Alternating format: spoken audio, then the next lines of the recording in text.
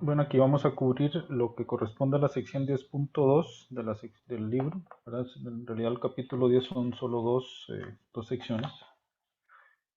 La que acabamos de ver relacionada con el trabajo virtual y esto que tiene que ver con el equilibrio y el uso al final, de fuerzas conservativas. Entonces vamos a recordar un poquito lo del trabajo de la fuerza, que fue lo que hicimos al inicio de la lección. Entonces, en este caso, vamos a tomar en cuenta lo que es el recorrido. Entonces, igual, aquí tenemos una partícula, un cuerpo de que se está aplicando una fuerza. Este es el recorrido que tiene, digamos, esta partícula, a la cual se quiere determinar el trabajo de que hace esa fuerza cuando se desplaza siguiendo esa trayectoria. Entonces, siempre para la trayectoria vamos a tomar en cuenta, digamos, la coordenada S, que es una coordenada, digamos, variable, digamos, de la partícula. Y aquí vamos a tomar en cuenta, por ejemplo, la variable, el punto 1 y el punto 2, que vamos a tomarlo en cuenta como la posición en el estado inicial y en el estado final. Entonces, este sería el recorrido que hace, por ejemplo, del punto 1 al punto 2.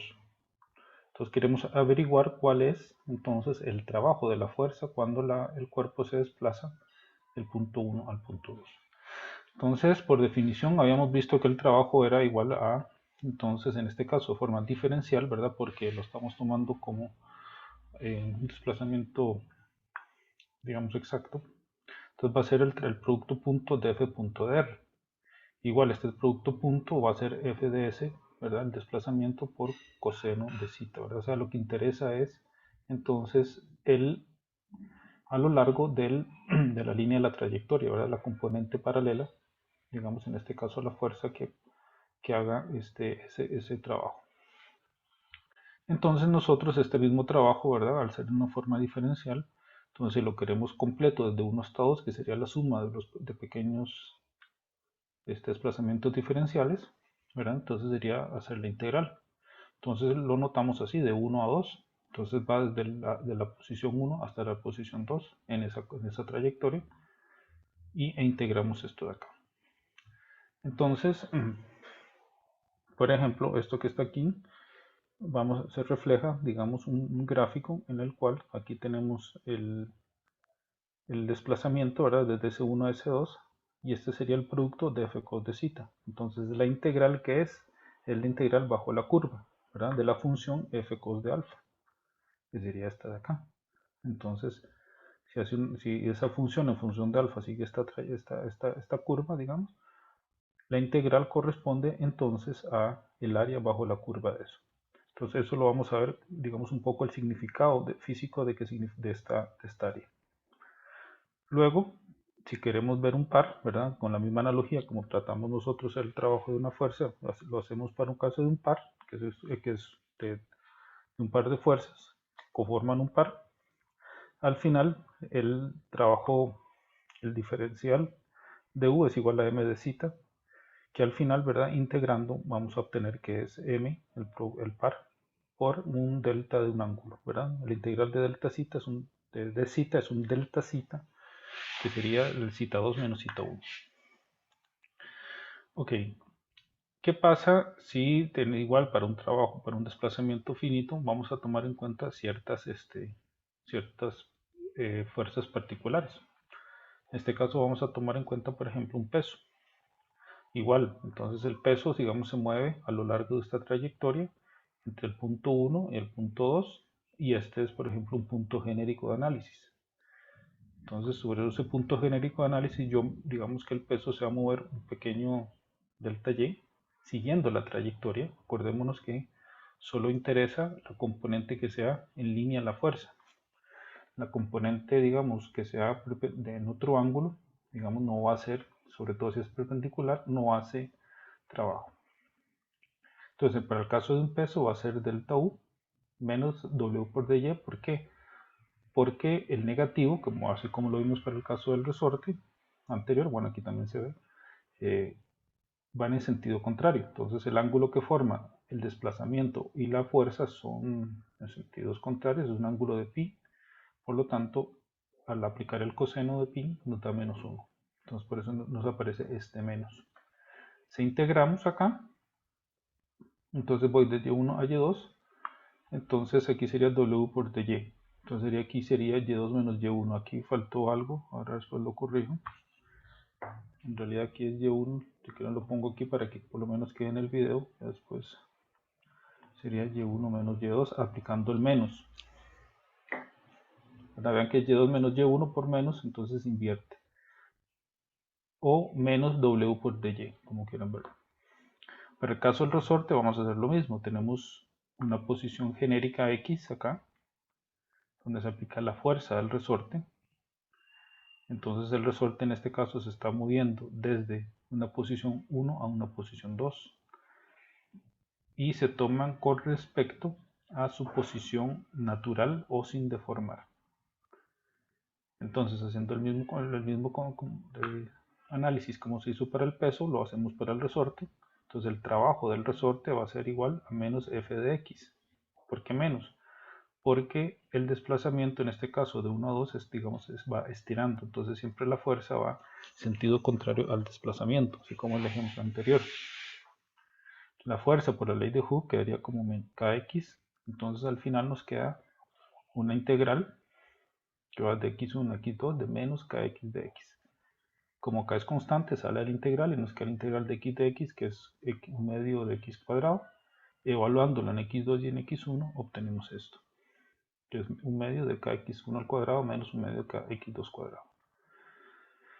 Con respecto al concepto de integral, entonces vemos que acá, entonces si aplicamos esto de acá, vemos que esto mismo de acá va a ser como va a ser el área bajo la curva que está aquí. Entonces es el área, digamos aquí, de un trapecio, ¿verdad? Donde tenemos aquí un delta x y las fuerzas que se dan. Y por la ley de Hooke, ¿verdad? La fuerza es proporcional a x, ¿verdad? Entonces por eso nos queda una recta que nace del origen con pendiente k. Entonces esta es el área. Entonces el significado físico de esa integral es que corresponde al trabajo, ¿verdad? En otros cursos ustedes van a ver que digamos, con casos de termodinámica, igualmente podemos determinar también el área bajo la curva como el trabajo, ¿verdad? Ok, entonces, como caso particular, porque estábamos analizando tanto el peso como el resorte, porque vamos a decir que son fuerzas conservativas, digamos, despreciando la fricción. Entonces, el trabajo del peso, ¿verdad? Es va de 1 a 2, WY1 menos WY2, ¿verdad? Como vimos anteriormente. Y aquí vemos que el trabajo es independiente de la trayectoria y solo depende de los puntos inicial y final, ¿verdad?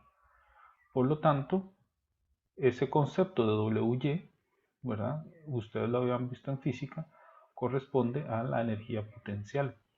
Por eso es que ahora estamos introduciendo el concepto lo de energía potencial en este método de análisis de este tipo de problemas. Entonces vamos a hablar que la energía potencial, ¿verdad? Es la energía que se tiene con respecto a un cierto nivel de referencia, que lo vamos a denotar como V sub G. Entonces el trabajo que va de 1 a 2, entonces va a ser el V sub G1 menos el V sub G2. Entonces vemos que aquí va a haber una relación de trabajo con energía potencial. Para el caso del resorte va a ser algo similar. Entonces vamos a decir que el trabajo, como vimos, era un medio de kx1 al cuadrado menos un medio de kx2 al cuadrado. Y vamos a llamar a VE como la energía potencial elástica, ¿verdad? Asumiendo que no hay pérdidas de fricción. Entonces, todo esto vamos a llamarlo la energía elástica 1 del estado 1 y esta es la energía elástica del estado 2. Entonces, de esta forma estamos relacionando el trabajo de un peso con energía potencial. ¿Para qué? Para luego trabajar con energía potencial. Entonces, esto es, por decirlo así, un método alternativo del alternativo. Porque recuerden que el método original, que es el que hemos usado como mecánica clásica, aquí estamos introduciendo el concepto de trabajo virtual y a su vez estamos derivando ese método de trabajo virtual utilizando la energía potencial. Entonces, aquí decimos cuando el diferencial de trabajo está dado por un diferencial exacto, se cumple solamente para fuerzas conservativas, en las cuales podemos relacionar el diferencial del trabajo con el diferencial de la energía potencial.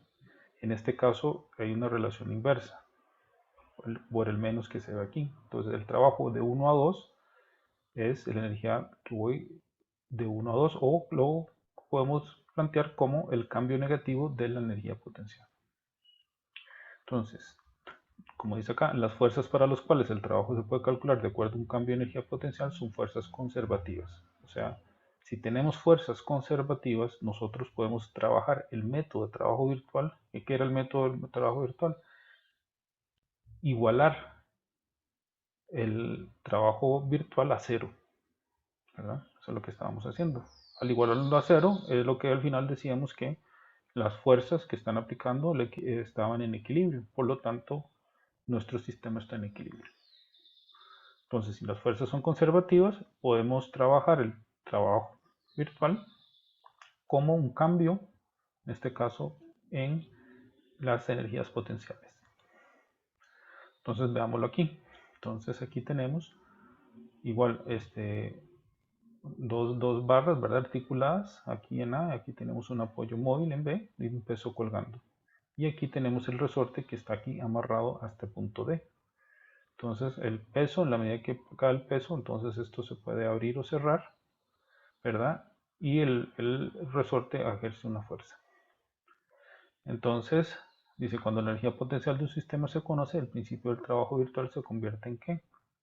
Entonces el trabajo virtual va a ser igual a 0, que es igual al menos el diferencial de V. Este diferencial de V, ¿verdad? Lo podemos transformar en esto, ¿verdad? Como el diferencial exacto de dv entre dz por delta-z. Esto por las reglas de la cadena. Entonces al final, como lo que queremos es que esto sea igual a 0 y esto es digamos, un desplazamiento virtual diferente de 0, entonces se simplifica esta relación a que si se obtiene que el trabajo virtual es 0, es equivalente a decir que el cambio en la energía potencial con respecto a z es igual a 0. Entonces, estas dos, en el fondo es lo mismo. Una es trabajándola con el método del trabajo virtual y esta otra es utilizando energías potenciales. ¿Y cuándo utilizamos energía potencial? Cuando tenemos fuerzas conservativas. Por ejemplo, la fricción no es una fuerza conservativa. Entonces solamente va a trabajar, por ejemplo, en forma idealizada para pesos y para resortes generalmente.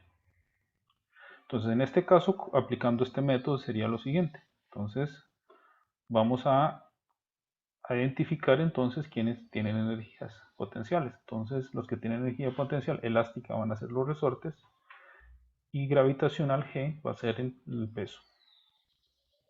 Entonces este es nuestro diagrama normal como hicimos otras veces. Aquí tenemos la articulación, ¿verdad? Con dos incógnitas, ¿verdad? En este diagrama de cuerpo libre, aquí tenemos en B un rodillo, tenemos una reacción vertical, ¿verdad? Perpendicular al desplazamiento, acordémonos que aquí no hay fricción, y la fuerza de resorte, como bien vimos, es proporcional al desplazamiento XB.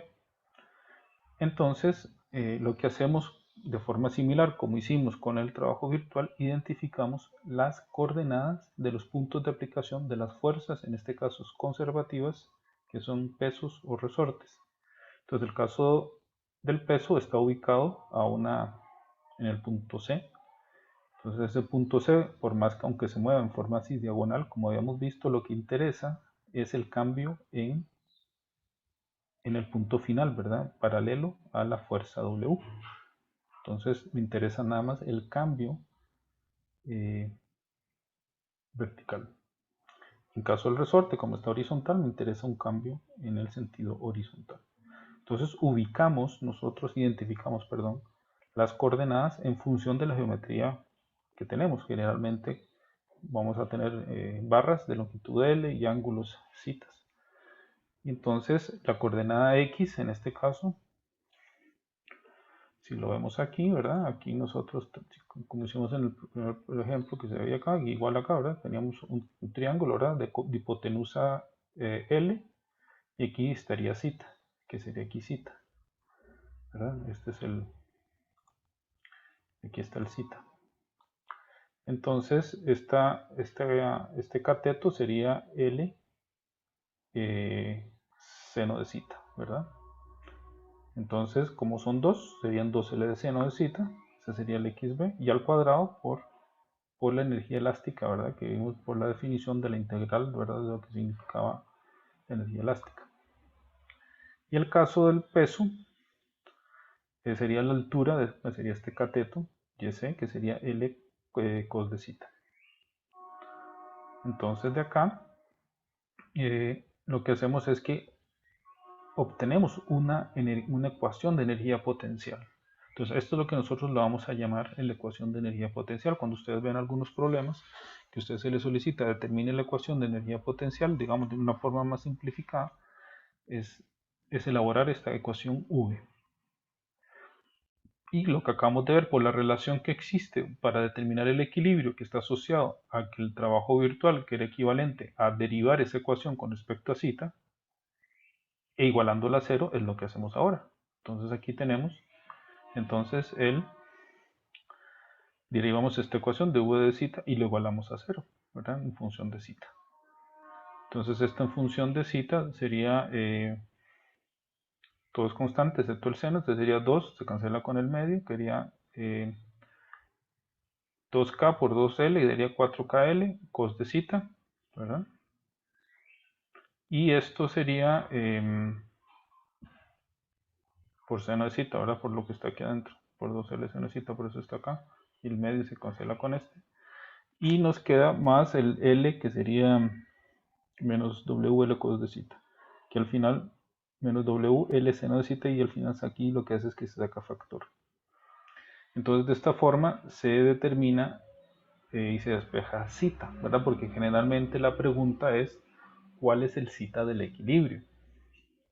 Entonces en este caso tenemos que resolver esta ecuación, ¿verdad? En términos de zeta para encontrar entonces el zeta que corresponde. Entonces puede ser que existan más de dos soluciones. Acordémonos, cuando esta expresión es igualada a 0, significa que esta es igual a 0, o sea, L de seno de zeta igual a 0, o esta otra expresión dentro del paréntesis es igual a 0. Entonces, cuando el L seno de zeta es igual a 0, sería cuando el seno a la menos 1, o sea, zeta de seno a la menos 1 de 0, o sea, es decir, zeta igual a 0 grados.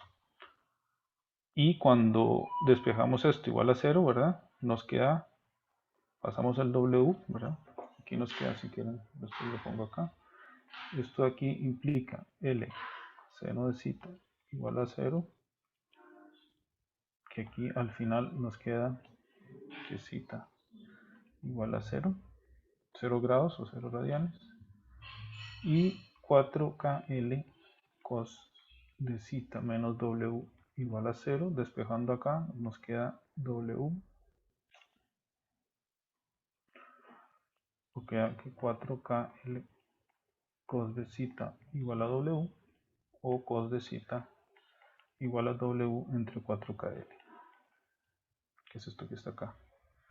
Despejando zeta sería zeta igual a cos a la menos 1 de esto que está aquí adentro. Entonces de esta forma encontramos los zetas, ¿verdad? Que corresponden a la posición de equilibrio a partir de la ecuación de energía potencial. A veces este método es más práctico que el del trabajo virtual. Ok, muchas veces uno se pregunta, luego que determino ese zeta, entonces va a determinar lo que se llama la estabilidad del equilibrio, ¿verdad? Para esa posición de zeta dada en el equilibrio. Entonces, cuando obtenemos nosotros la primera derivada y la igualamos a 0, obtenemos esa posición del equilibrio. Si esa misma ecuación la volvemos a derivar, ¿verdad? Entonces lo que vamos a hacer es vamos a evaluar en la ecuación que nos quede de la segunda derivada de v con respecto a zeta, evaluado en cada uno de los zetas del equilibrio, como ya dije, pueden ser más de dos soluciones. Entonces lo evaluamos, sustituimos ese valor de zeta en esa ecuación de la segunda derivada y nos pueden dar tres valores. Puede ser que al hacer la sustitución nos dé un valor positivo, un valor negativo o un valor eh, nulo. ¿Qué significa si es positivo? Cuando es positivo, vamos a decir que el equilibrio es estable. Es decir, como si nosotros tuviéramos como una bolita.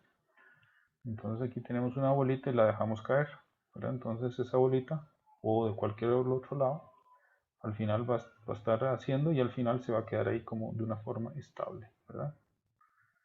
Entonces eso significa, digamos, el equilibrio estable.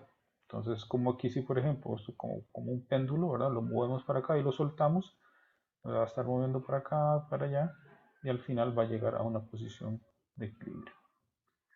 El caso cuando la segunda deriva evaluándola nos da negativa, eso quiere decir que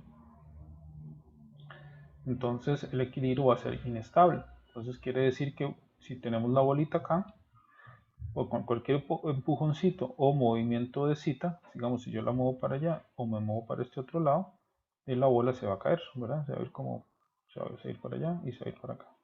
Entonces la única posición es esa. Cualquier otra posición, por decirlo así, es inestable, ¿verdad? La bola se va a caer, que es como el caso de aquí. Aquí en este caso es el mismo péndulo pero invertido. Y es la única, aquí sería la posición, por ejemplo, para un cita, digamos 0. Cualquier movimiento que yo hago, esta barra va a caer para allá o va a caer para el otro lado. Entonces no se queda en esa posición, no es de equilibrio. Esta es una posición de equilibrio, por ejemplo, aquí en cita igual 0, pero inestable. O sea que no la toques nada más. Y en esta otra, cuando la segunda deriva evaluada en el cita de equilibrio nos da 0, ¿verdad? Vamos a decir que es un equilibrio neutro. Acordémonos que cuando nosotros aplicamos la segunda derivada era el caso de la concavidad, ¿verdad? Es la pendiente, en este caso, ¿verdad? Tiene que ver con la concavidad de la curva, ¿verdad? Acuérdense que esta de acá, la pendiente, esta es la primera derivada igual a 0, ¿verdad? La pendiente es esta. Igualada a 0 significa que la pendiente es nula. Entonces la segunda derivada, si es positivo, es esta forma, ¿verdad? Es cóncava hacia arriba. Si era negativo, cóncava hacia abajo. Y si era igual 0, quiere decir que la misma pendiente va a ser esta.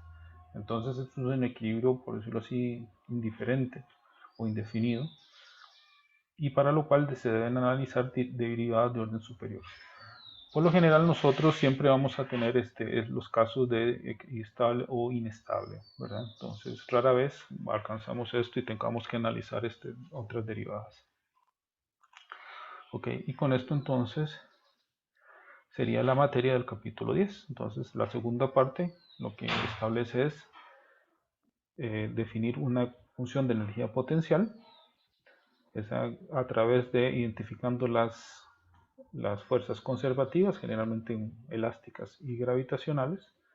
Obtenemos esa ecuación, la derivamos una vez con respecto a zeta, por ejemplo, que va a ser un ángulo en el cual está variando la posición del mecanismo, y resolvemos esa ecuación, ¿verdad? De la primera derivada igual a 0, que es esta que está aquí.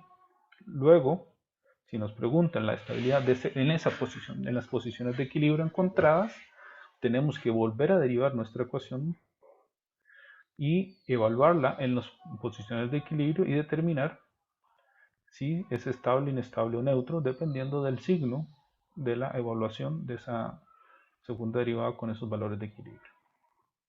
Y con eso entonces terminaríamos la materia del capítulo 10 en la parte de teoría.